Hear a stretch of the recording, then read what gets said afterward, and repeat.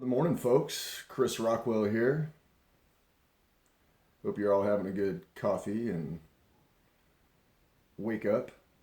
It's uh, it's a beautiful Monday, July 22nd. It's about 6:30, 7 a.m. Racist! I'm a racist.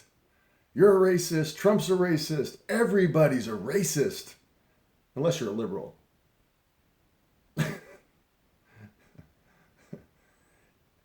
So, um, hmm. I've been called a racist many times. I don't know about you, but I've actually put myself in situations where I have actually questioned things related to the fundamentals of political party intent and proof of failure. And by questioning that, I've been called a racist. So some of you know, and some of you don't know that I um, I think everybody has some prejudice in them. I firmly believe that. Uh, I think most people would never say that they do have prejudice. I think racists, for the most part, people who are racist, um, in terms of overt racism, you know what I mean? Like, I hate black people because they're black and I'm white. Like, or that cracker's a cracker and he ain't no good because he's white and I'm black. It's like, shut the fuck up. Both sides, please stop. Just quit. That's race bait bullshit that's being pandered and sold to the average regular person, and it has nothing to do with anything. It's so stupid. But it worked for a long time for politics. And the Democrats, the new filthy party that are calling themselves the Democrats, they are truly the most racist people as far as a group goes, as far as the founding and the backing and the history of the people behind the current Democrat Party. They're racist, man. These were the people who started and ran the KKK. I mean, you want to talk about racist? If you really want to talk about the Democrats and you really want to talk about who's in charge of the Democrats and what their whole game plan is, it's divide and conquer. And you know what their main tactic is? Using race. Have you guys ever thought? I mean, the black population by far bought into this racism thing from white people. Understandably, it was an easy sell because it was kind of this history thing that was a little adversarial between whites and blacks in the beginning of the country. I will dive into that deeply into my book because what has been sold as the story in our school systems and in mainstream media is pretty much not true. And and the parts that are true are not taking into consideration the whole story, and probably more slaves that are my color during the beginning of the country that were actual slaves than actual black slaves. So we can get into this conversation deeply. I don't want to do it right now because it's deep, but it's based on facts and it's not based on race. That's the whole thing. So, you know, it's not an easy topic. That's why I chose it. I also feel that I was raised by parents and I saw them respected in the black community, truly, not not superficially. It was real. My dad was a high school counselor, and he worked. My dad lived in the black community. He grew up poor kid. He lived in Southside in Oroville, which is primarily black, especially now. But back, it's probably the same as it was back in the 40s and 50s, where it was primarily black. It was working poor. It was the working poor section of town. Um, it's my dad's lived it. My dad walked the walk as a poor kid, going walking down streets in Southside, and that never left him. And also what never left him, which I find very fascinating about the family I come from, and I'm proud of this. And it's not every person in my family from back in the day, but my dad's parents were unbelievably progressive for being poor working class people, that literally had to migrate across the country from upstate New York and settle in, starting down in New Mexico, working their way up into the logging camps of Northern California by literally picking cotton. A white family, my dad, as a little kid, was in the cotton fields and picking fruit 12 hours a day as a kid. There were very few black people in those fields, I can promise you that. There were Mexicans and they were white. So, this whole racism thing, I have a little bone to pick with it. And also, my lived experience, I I watched white people pander to that narrative of racism and walking that eggshell life around black people, and black people through mainstream propaganda being convinced that there is a problem. And the reality is, what most people do not understand is that prior to the civil rights movement, that bad people, when they took over the Democrat Party, LBJ, the taking out of JFK, okay, and a few other guys like Martin Luther King and some other powerful, amazing leaders that were taken out primarily by other black people. A white guy shot him, but the reality is there were so many black people that wanted Martin Luther King dead. It's pathetic. It's pathetic. It's not, the biggest problem with black America is racism, unfounded at this point in time because of buying into that Democrat, this totally screwed up Democrat liberal concept of America, which is hate every single person that you can hate, especially white people, and white men in particular, but really hate everybody if they don't agree with exactly how you believe. That's a serious problem. So my prediction, I write extensively about this in the book. The research that Julie and I did for this book, and especially with racism, and how it ties into politics and economics and who's really behind it, it's disturbing, folks. It's disturbing, and what people think they've been done wrong, and there's no, and we talk about reparations. Let me tell you something about black reparations or slave reparations. There has already been $5 trillion spent since the civil rights movement. 50 years, $5 trillion, primarily on that whole context that, that the racism card was used to feed tons of money to basically set up failing inner cities. $5 trillion, folks. And I'm not saying it all went just to black inner city, but if we want to do the math and the research, which I have done, it's primarily black inner city, and the results are a complete disaster. That's the left, that's the Democrats. You can call me a racist, but do your homework first, because you will be embarrassed. So all the things that have been sold to the liberal youth and to the minorities, that you think you deserve more than anybody else, you're totally wrong. Your mentality of thinking that you deserve more or you need to get one up or any of that is totally just missing the total mark. It's remember who sold you the idea.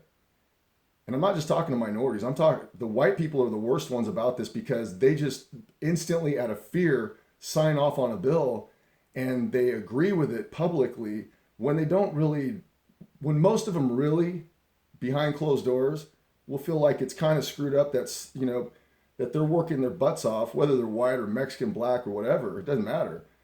The working people are pissed off about the other people who think that they're owed a living. Does that make sense? Because prior to the civil rights movement, the immersion success of the black population in America, the the unification of the family unit, the jobs, the working mentality of the black family prior to the civil rights movement was all on an upward trajectory, upwards. And then what we find is massive amounts of money, trillions of dollars have been dumped into a false game plan that really sets people up for total failure and then blames the people who give them the money and destroys the goose that lays the golden egg, meaning entrepreneurs like me, a white dude, or anybody who's trying to start a business and create jobs with a mixed group of human beings like America is, and not having an issue with it until I'm being told by California and by liberal people who have never started a business in their life and they have never risked a dollar in their life. All they've done is take, whether it's through the welfare system or just, just kind of skating through life and worrying about how they can get theirs and not helping other people. I'm tired of it. I'm tired of it. I've been tired of it. I left Silicon Valley and the money and all the bullshit because I listened to a bunch of selfish, bad, greedy people constantly talking about how much they care about people and how caring they are and diverse in their friendships and ways of thinking. And it was a lie. Most of it was a lie. There's always in every group, there are great people and there are some super amazing people, that I've met in every walk of life, Silicon Valley and Seattle too. But as a general culture, as a general way of living, I have witnessed a level of selfishness that makes me sick to my stomach. And they are the ones, these white pasty liberals are the ones that are propagating and allowing people like AOC and the fraud squad and the left to perpetuate a communist, not a socialist message now, but a communist message mixed with a Molotov cocktail of racism, which the American play uses extremely well and has for a long time up until now. So my point, and in the book also, is that racism as we have known it is dead thanks to the liberals. They did it. They are the ones who used the term so many times during the 2016 election that I've written and made videos about it way back then in 2015. I joked about it in a very dark humor kind of way to make a statement, which was, I said, I'm a racist in a post. And then I followed it up with, that's what I'm called if I disagree with someone's point in this political environment. It's ridiculous. It's stupid. So I'm willing to take anybody to task on that because, excuse me, because the people that I'm listening to are truly selfish people. And they really, if you challenge them about this and basically their day-to-day life, like what do you do on a day-to-day basis to consider yourself righteous and not racist or not prejudiced and, all loving, and someone who lives a life like I live who, it's ridiculous. So my thing is,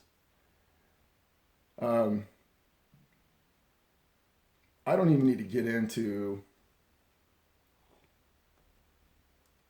I'm not even going to get into my own personal lived experience about black people and, minorities and my friend. I have a black friend and all that stupid stuff.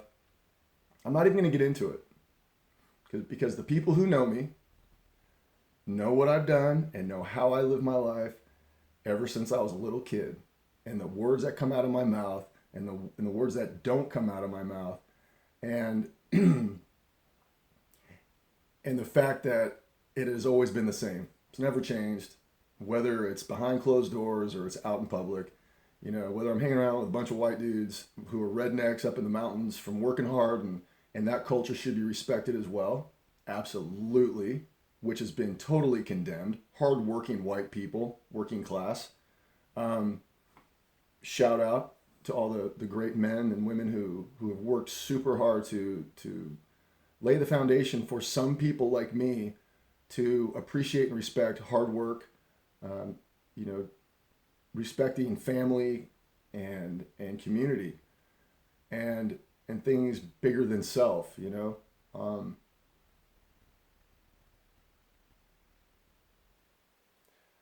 I spent 10 years writing this book. 10 years, and it's a work of passion.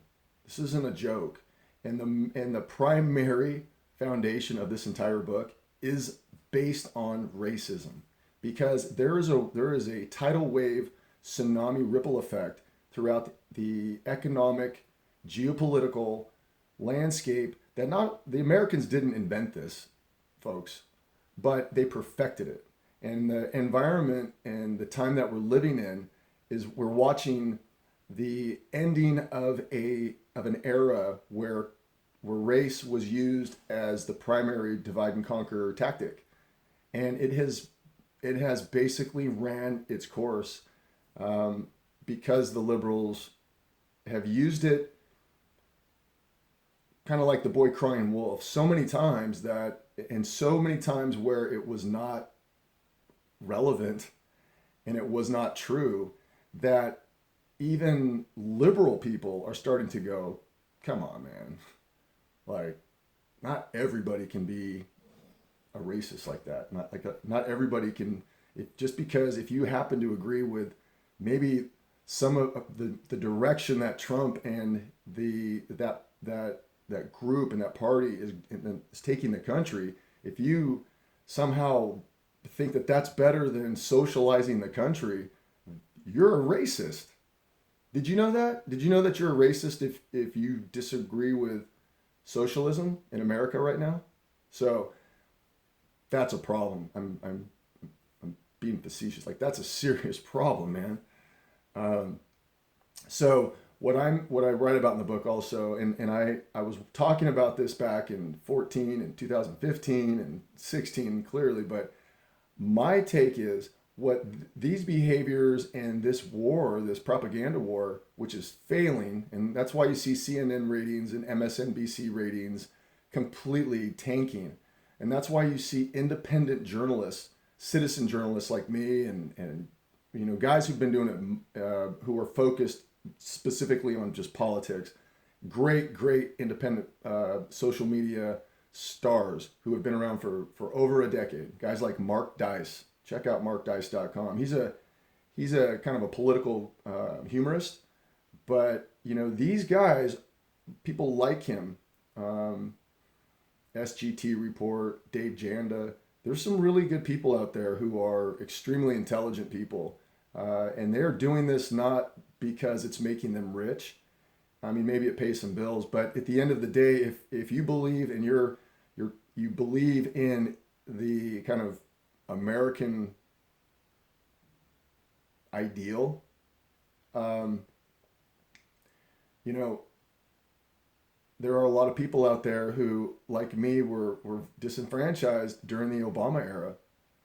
And it wasn't because I didn't like him because he was black. I thought it was pathetic that all the liberals in Silicon Valley, the white liberals, gawked at him like he was the second coming of God. I thought that was funny. I thought that was hilarious. I thought, you see all these smart people from Stanford and Cal, and they were so blinded by this concept that a black man's going to be president, and I want to be part of history. I just have to be. It's amazing. We went from a slave country to a black president. And then he gutted our country, completely gutted our country, created debt unlike any president all combined had ever done. He gave all the banks a total payout. And he created regulations that created more murder, more divisiveness on a scale that had never happened before, except the beginning of the civil rights movement. So be careful what you attach your ego and your pride and your social status to, because the short term of wanting to feel as if you care more is a very dangerous place to be. I think the right place to be is walking your walk, be honest about it. That's all I'm trying to do. And it ain't always pretty, believe me. But I'm at least willing to talk about it because, and the same thing about racism, because it ain't pretty, folks.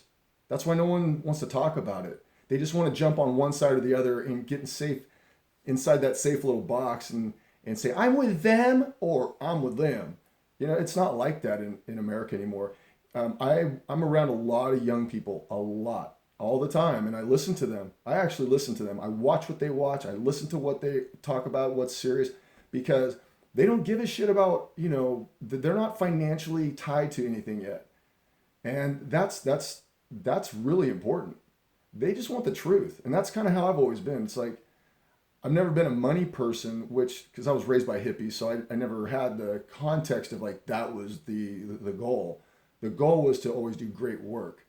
And in sports, it was like, try to win, do the best you can. Same thing in work.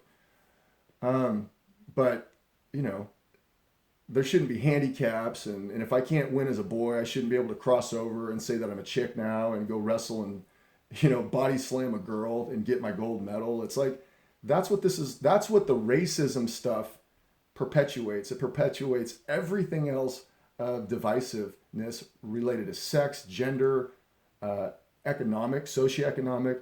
So what's happening in the United States right now, which no one's going to like to hear this, but I just got to let you know what the left has created and is creating at a very fast pace: segregation. Segregation. So you're seeing this in population shift. Um, there are more jobs available. So all these people that keep bitching about there's not work and he ain't doing it right, or he's keeping us out of the economic thing. No, dude. No, no, no. There's more jobs in the inner city now and in the rural communities like where I live, or the inner cities and the main metropolitan areas that I am around a lot. And that's about it. And I can tell you this: California is a total mess right now, you guys. It's a mess. It is. Gavin Newsom is the second coming of Obama, except he's white, and that's the only difference. It's he's a good politician. He's got a good look, and he's smart, and he's good. He's really good. I've watched him for a lot of years, and he's definitely going to play the national stage soon after his governorship here. But what they're doing out here is they're basically doubling down on that racism card, and they're economically shifting, passing bills as fast as they can in this environment where so many people, liberals in California and Democrats, hate Trump and hate the right of any kind. So they're able to pass bills that create billions of dollars of wasted money. It's like when I drove down 99, Julie and I were driving down for a meeting to meet with our engineers and team. We were driving down 99 and we drove by the Fresno area where the train system that Jerry Brown was talking about building. So that whole thing, the budget has been cut, it's cut off, but they're still spending millions and millions of dollars pouring concrete for a train that will never be built. So that's how the left manages money. That's how the left just randomly makes and passes bills. And you know how they do it? They base it on emotion. And they grab a bunch of people who aren't affected by the day-to-day economics of it, and it gives folks a feeling of, I'm a good person because I care, when they have no idea that they're destroying so many hardworking people's lives.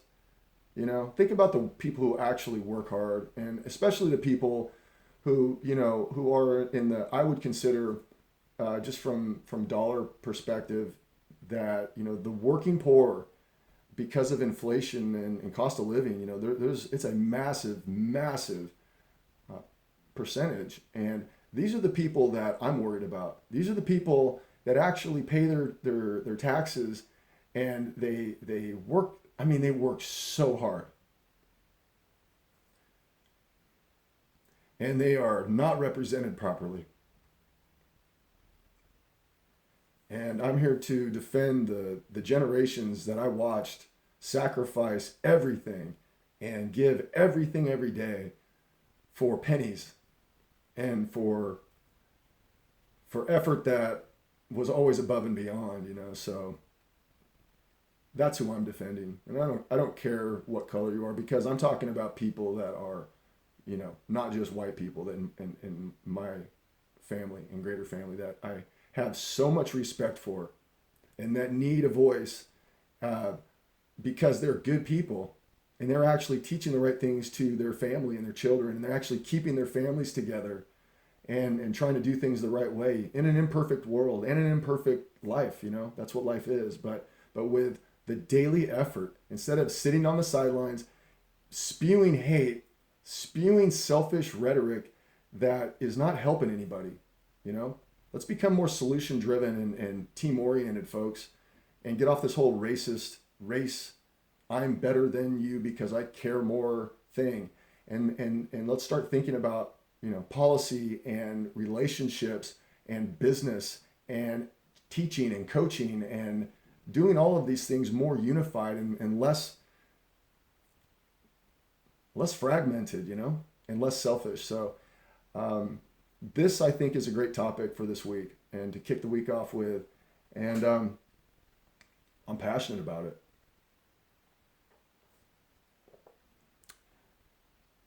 That's why King Deuce was King Deuce and is King Deuce. Race was demolished by this logo and by our movement. Music brought people together. And, you know, whether I was producing underground rap music with black people or reggae or rock and roll, man. I mean, come on. I know that more people think like this than they are acting right now. And it's only out of selfishness. So let's get off that box, man. And let's really start thinking about each other, and consequently our selfish desires will come true if we actually think about helping out the other person instead of fighting them, you know? So I hope you guys have a great day. I'm happy about life, and I feel good that the current movement in the United States with the current leadership is actually, you know, pro unity and based on, you know, a person's character and their effort and their intention. That's what's being rewarded now. Not words that totally don't match actions, and especially behind closed doors. So, you know, this is an era, like I talk about with my company and my team and what we're building, is it is team above self. I mean that. I always have, and I give full credit to my head coach at Fresno State, Jim Sweeney, for that. You know, he would tell us and he meant it. Team above self, and there are no excuses beyond that. You know, you stick together as a team, and we fight a unified, you know, battle with and fighting the good fight. And I believe that, and I always have, and I always will. I always will. Have a great day.